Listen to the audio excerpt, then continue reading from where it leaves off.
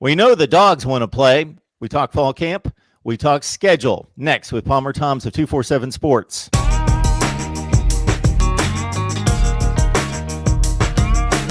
Talking Georgia football here at Mark Rogers TV, the voice of college football. Of course, we talk college football each and every day. Subscribe to the channel.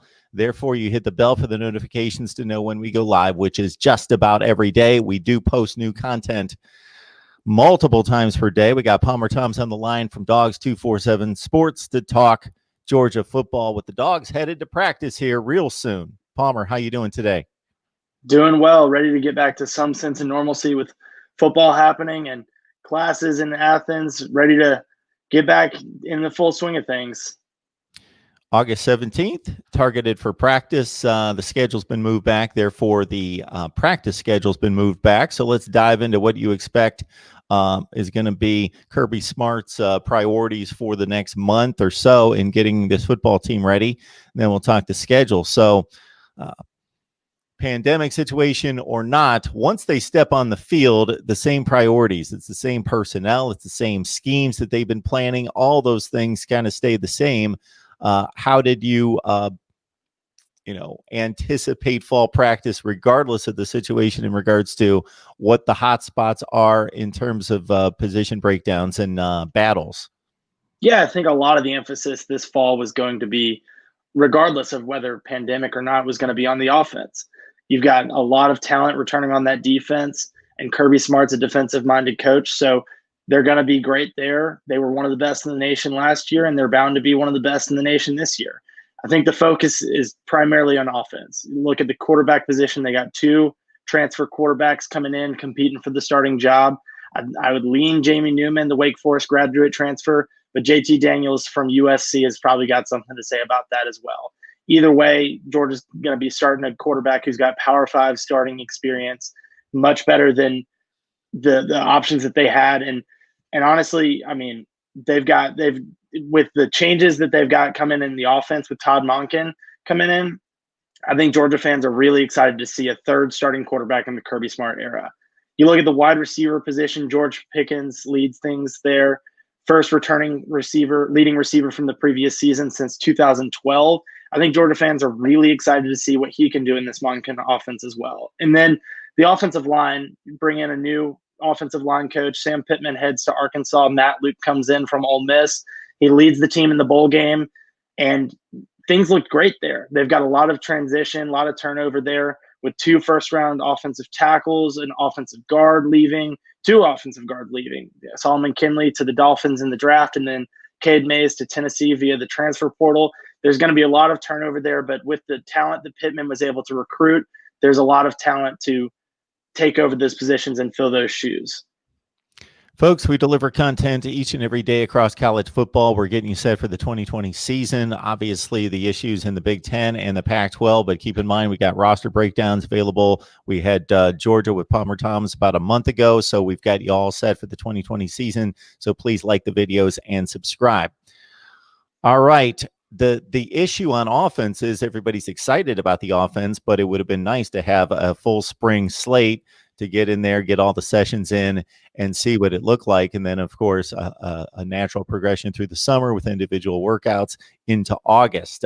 Is there anything been stated by Monken or Smart concerning maybe having to modify things or not accelerate it as quickly as they would have liked because of the lack of practice?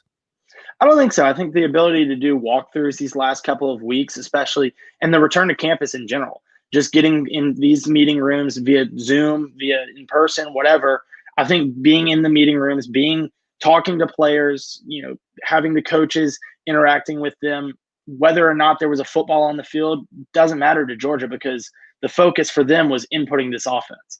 And you say they missed out on that spring opportunity. They absolutely did there. Would have been great to have, full slate of summer workouts, full, training and 7-on-7s that they're quarterback led.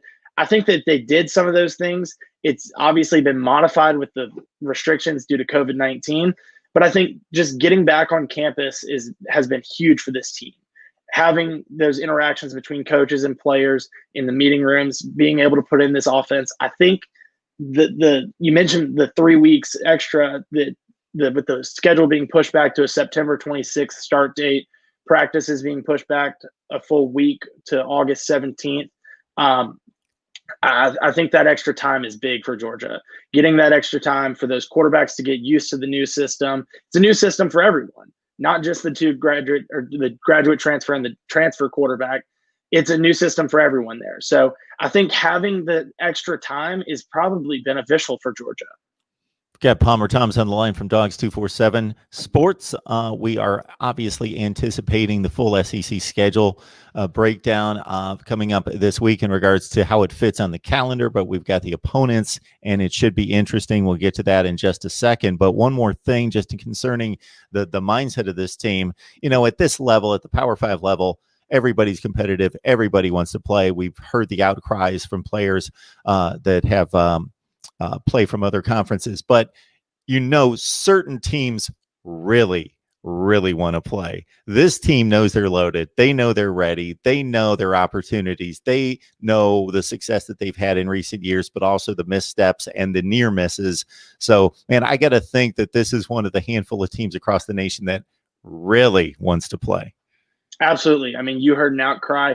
It wasn't necessarily when the whole nation when all the players in the country, the Trevor Lawrences, Justin Fields of college football ranks were speaking up. But about 2-3 days later, you heard an outcry from this Georgia team. You saw the hashtag "We Want to Play" from Zamir White, Malik Herring, Richard LeCount, Jamari Salyer, guys that have both been on the field and starting jobs for 2 years, expected to be a leader for this team. And LeCount, potential first-round pick, all-SEC type player who was one of the leaders in the SEC in turnovers forced last season, to guys like Jamari Salyer who have been waiting for their opportunities. Amir White too, really. I mean, he's been behind DeAndre Swift and Brian Herring the last 2 seasons, and he's been waiting for his opportunity to be the guy. Same with Salyer there, at a potential replacement for tackle for Andrew Thomas. But, I think there's a lot of excitement about this team and a lot of just desire to go play, desire to get out there. They've been practicing against each other. They're about to go into this fall camp setting of 20 practices in 40 days. I think everyone across the country, whether it's high school football players, college football players, pro football players, no one's getting scrimmages. No one's getting preseason practices. I think everyone's ready to go hit someone else and see a new face lining up across from them. I think there's a lot of excitement. Like you said, this team knows that they can be good. They've been good, and they've got a lot of talent returning, a lot of excitement with the quarterback position and the changes in the offense. They know that they can be good, and they're ready to go compete against other teams.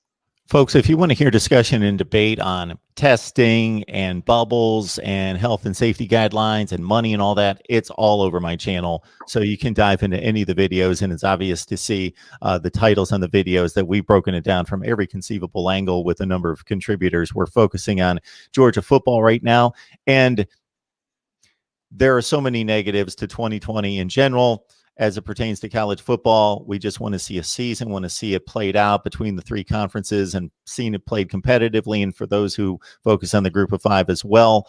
And part of the interesting portion of what 2020 is going to be, I hate to see the big non-conference games go away, but in terms of the expanded SEC schedule, we all, as college football fans, and knowing the depth and the talent and the quality of the conference, we're like, okay, this is going to bring about some really good additional matchups. So for Georgia, let's get it straight. If everybody follows the format in the SEC, everybody plays everybody within their division. That's 6 of their 8 conference games. Then they play 2 crossover games. They've got 1 designated rival for Georgia. That's Auburn. It's the oldest rivalry in the South. Then they pick up an opponent that rotates each and every year.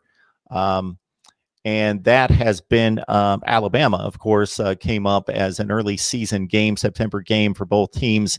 Now we've got the additional opponents of Mississippi State and Arkansas. Your thoughts about the 2 added games? Man, Georgia has got to be feeling good about those. I mean, not to take anything away from programs in the West, but anytime you're drawing 2 new head coaches, first year head coaches at their school, huge transition. I mean, you've got a first ever time head coach in Sam Pittman at Arkansas, and a huge transition in scheme at Mississippi State with Mike Leach coming in. Georgia's got to be feeling good about that. I know there was some fits thrown about the way that the schedules were put together, but I feel safe saying that Kirby Smart was not one of those. Did the SEC actually come out and say that they were trying to create balance? Because it sure looks like they tried to. And with Georgia getting hammered with Alabama and Auburn, maybe obviously balancing that out with two of the lesser teams in the West. And it seemed like, as I reviewed the schedule, and I've got a post up where I'm breaking down who the winners and losers were in the schedule additions, it appeared as though they were trying to create some balance. Yeah, I never saw anything come from the SEC, but I definitely agree with you there. You look at teams that had two of the traditional powers in the West, like Georgia had Auburn and Alabama. They draw two of the lesser teams in the West in Arkansas and Mississippi State. Off air, we were talking about Florida, how they have LSU every year. They had Ole Miss on the schedule already. And then they draw a Texas A&M team that's bound to be pretty good, and then add Arkansas as well, who's, again, on the lesser end of things in the West. So it definitely appears that the SEC tried to create some balance in the cross-division scheduling.